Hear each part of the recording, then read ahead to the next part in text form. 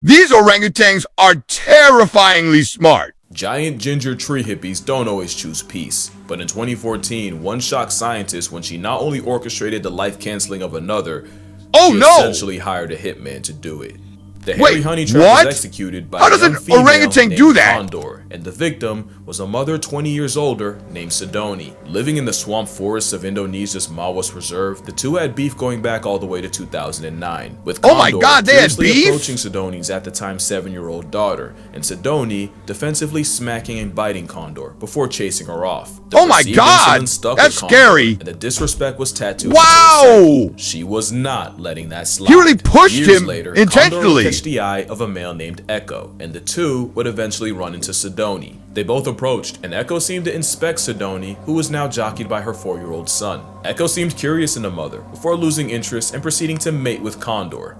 Oh, okay. Right in front of Sidoni. Call it passion or power play, but either way, Sidoni tried exiting the situation. It's like Condor revenge. Escalated, ending the lovemaking and savagely beating Sidoni. But what blew researchers away was Echo going from bystander to participant. For 33 minutes, the two took turns beating on Sidoni, sometimes together, sometimes just Condor, with Echo blocking off any escape routes. It was an honest to Abe jumping, and his much larger canines meant Echo inflicted the bulk of the damage. The pair didn't stop until a fourth orang, a male named Guapo, chased Echo off and ran defense for Sidoni, before mating with her. The Orange Night would be too late, as a little over 2 weeks later, Sidoni became past tense due to her injuries, and scientists were left wondering what they had just witnessed. In over 26,000 hours of observation, only 6 female on female attacks were recorded, and none caused serious injuries. Yet here was a spiteful orang leveraging her carnal currency, specifically to erase one of her rivals, and Echo acting as a hired gun. These things are freaking rude. They're scary. To the intelligence of the forest man,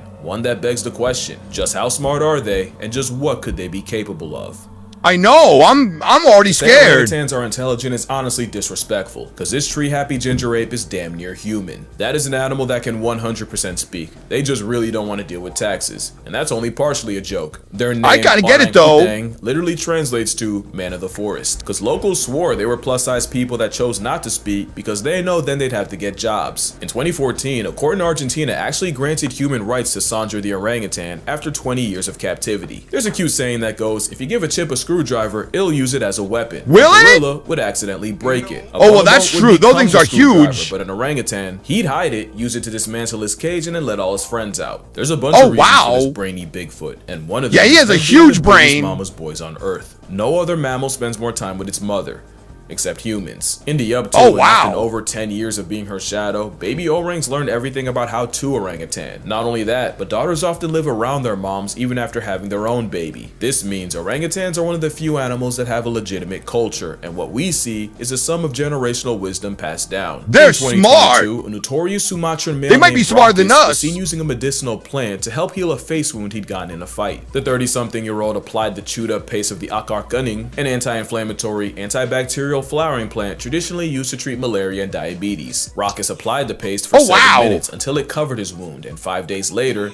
it was completely healed. He made his own treatment. Not the first time we've seen animals self-medicate. He's like a doctor. Birds will eat clay to detox from all the leaves, and elephants will apparently eat certain plants to induce labor. But what made Raucus so radical is the simple fact that they rarely eat that plant to begin with. There's more evidence of orangs self-medicating with the same plants used by locals, and it's likely this knowledge was taught, and not by humans. Mothers will even who taught him this? Did he go to arranging school? So that when they get older, they can forage in the same area without directly competing with all the other mother-child pairs. Another thing this citrus simian is smart enough to understand is calculated reciprocity. In this viral video, you see this man Vitaly trade snacks with a zoo orangutan. Not only did the hairy haggler refuse until he understood that he'd be getting something back, I swear you can see him check for zookeepers. If it sounds like a stretch, it's scientifically proven this untaxable entity understands the concept. Oh wow, he really got the trade. Leipzig Zoo in Germany were given 3 different tokens and quickly learned that they could exchange one type for bananas for themselves. The second token type would earn bananas for the other orang, and the third type had no monetary value whatsoever. At first, the female, Doc, had no problem exchanging tokens to get the male, Bim, bananas. But Doc realized Bim wasn't really returning the favor, so she became a lot less generous. That gave Bim enough of an attitude adjustment to start trading his tokens, I would have an attitude too from that. Closer to equal. trouble. There's another story of a zoo orangutan taught to exchange any trash he found in his enclosure for a food reward. Except he then realized if he just returned the trash in pieces, that would just mean more food for him, which was unfortunate when the trash was someone's phone, and tragic when it turned out to be a formerly alive possum. But what exactly is it that makes orangutans so smart? Well, the superpower is how they learn. When orangutans are spending all that time with their mothers, they learn everything they need to by watching and copying. They're just very observant, I guess. Will find an older, flanged male to use as a role model, learning how to be an alpha male by mimicking everything he does. Mimicry is how they learn, and that learning creates cultures. It's scientifically proven when resources are good, orangs spend more time around each other and more time peering. Watching, it really is just monkey see, monkey do. It's not just people watching, it's gathering intel, and they don't just do it to each other. Orangs regularly learn things just by watching the humans around them. This male was seen attempting to catch fish after clocking locals doing it, and one female, Supina, tried starting a fire by dipping a glowing stick in kerosene, blowing on it, and even rubbing it with another stick. But this shadow clone jutsu can be wildly inconvenient. Camp Liki is an orangutan research and rehabilitation reserve, where the auburn apes have plenty of opportunities to study humans right back, leading to the trend of orangutans untying canoes from the dock and stealing them, and not even triple or quadruple. What the hell? How is the orangutan doing that? He's still in the canoe? To camp, so one documentary crew decided to save time with a speedboat. They lost that time after a redman stole the boat and left them stranded. Hey, give me my boat back. Has taught orangs how to breastfeed, drive, and even saw wood, all from watching a human. It said orangs have the intelligence of a 4-year-old, but I've yet to see a toddler that did its own laundry. Now you're seeing what I'm saying. Yeah, that's what I'm saying. Smart enough to talk, wise enough not to. And she's only song like that so we don't catch on. But what if I told you there's an even higher level of intelligence they can get to? Oh my goodness! Deception requires foresight and anticipating the actions or thoughts of another party. That's where intelligence can get scary. If orangutans have the capacity to trick us, we're talking about a whole different ballgame. Which brings us to the story of Fu Manchu. Now we're talking about an orangutan outsmarting humans, and it happened in the 60s in Omaha Zoo in Nebraska. I know, nothing ever happens in Nebraska. One day, Zoo Director Jerry Stone was doing his rounds when a couple keepers ran up to him. Panicking, they told him not 1, but 5 orangs had escaped and were roaming the zoo. This was not good. Like yeah, that Duffy isn't good. I'd be terrified. Situation, and a starting lineup of them walking amongst people was a canon event begging to happen. All it would take was a human or orang getting too curious for it to be a bad time for everyone. And Jerry sprinted to them before anything could happen, and he found them just Thanks, chilling. Jerry. Yeah, Jerry was greeted by 5 fugitives just people watching in the elm trees by the elephant building. Clearly, all they wanted to do was visit the zoo like everyone else. But you can't just have several hundred pounds of primate in public unsupervised. So Jerry literally went up the tree, grabbed an orang by the hand, and led them all back to the exhibit with no resistance. Oh, wow. Jerry was less gentle with his staff, and let it be known that another mistake like that and someone would get pink slipped straight into unemployment. Clearly, someone could die from that. Nothing like that would ever happen again. Those things are scary. Until next week, when it happened again. Next week? Yup, somehow, some way, orangutan gang got out again. No one got hurt. They actually went to the exact same spot in the trees. But a troop of tangerine men exercising free will is a nightmare for zoo PR. And this time, Jerry was ready to give someone permanent PTO. Because no shot someone went through all that school in debt just to not close a furnace door. So that's what I'm saying. Went through Jerry's mind when the tans got out again. But this time, there was a catch. I used to think you'd only hear this line in a movie, but nah, someone actually ran up to Jerry and said, "You gotta come see this." And he wasn't wrong. You see, in the orangutan exhibit, there was a moat, and down at the bottom of that moat was a furnace door. And sure enough, one of the males, Fu Manchu, fiddling with the door. They were watching from a distance so Fu wouldn't see them, but they couldn't see exactly what Fu was doing. All they knew was suddenly the door flew open and Usain Bolt felt a disturbance as these men broke the sound barrier running down to stop them. Oh my lord! Simple. Clear the enclosure of anything that could be used to escape and do it daily. And sure enough, the orang breakouts came to an end. For about a week until it happened again. Jerry was goodness, they're too smart. He was a zoo director, and these Mandarin menaces were monopolizing his life. And it was literally Fu Manchu, who just had to have the biggest eating grin. Jerry noticed a glimmer out the corner of his mouth. He pulls it out, and it all becomes clear. Out was a 4-inch piece of wire bent like a horseshoe that Fu Manchu had stashed between his lower lip and gum. The very hairy Houdini had been using it as a lockpick for weeks and hiding it in his oral wallet. What the? Not only did he do that? His own emancipation, he had the foresight to realize he couldn't have the key out around keepers or else it'd get confiscated. Fu Manchu would be named an honorary member of the Locksmith Union of the United States. And no way! Stone would go on to work with several other interesting apes, including a gorilla named Harambe. Oh, I remember that name. Fu Manchu wouldn't be the last, or arguably the most creative. R.I.P. 27-year-old Carter used a stick to short-circuit an electric wire, and then used a bunch of sticks as a ladder to climb out her enclosure. She then just sat and enjoyed the view for 30 minutes until her keepers pulled up with tranquilizers, at which point she just went back in. Last year, Kibali broke out of an $11 million habitat in Toronto by cartwheeling past a wire barrier. Mind you, that habitat opened up the summer before. Bro flexed on them 11 million ways. The important thing is, literally, none of these cases do see an orang get out completely flexed. Most times it just cosplay as people. But what if one did have beef and use his powers for malfeasance? This is Ken Allen. It's the most famous name in orangutan lore, and you wouldn't even know the name if his mother Maggie had succeeded in smothering him before he even got it. He'd be named after the 2 zoo officials that would raise him instead, Ken Willingham and That's Ben not a good Allen. mother. As a baby, he'd soft launch his shenanigans by regularly unscrewing the bolts of his crib and dismantling it. And once he got too big for a crib, keeper Joanne Thomas would take him around the zoo in a stroller, a decision that arguably cost the zoo thousands. 5 days after moving into his new enclosure, June 13, 1985, Ken climbed a wall and got out. Years before, Ken building a DIY ladder out of some branches. One thing I didn't mention, they should have caught him right doing that. Literally make their beds every single night. Up to 20,000. They're better than me. I don't even do that. Ship carries on. Ken Allen spent his freedom wandering the zoo, taking pictures with patrons before getting escorted back. Not a great thing to happen, but no one got hurt. The wall he scaled got extended, and he was just curious. July 29th of that year, Ken found a way out again, but this time his intentions weren't pure. You see, there was another orang, Otis.